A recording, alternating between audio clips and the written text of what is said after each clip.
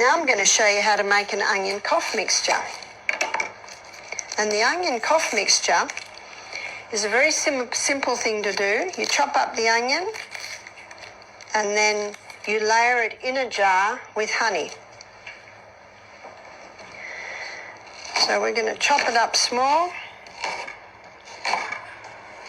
Of course, the smaller the better, because the larger surface area you'll have.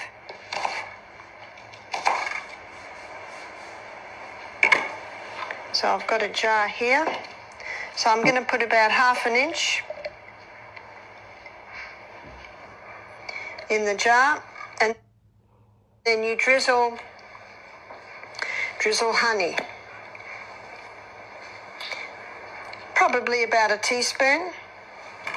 And then another layer of onion.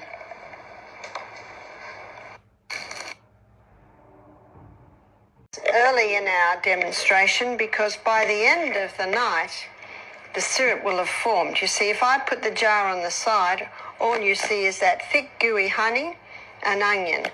By the end of our demo, you will see a clear, runny fluid forming, and that's the cough syrup.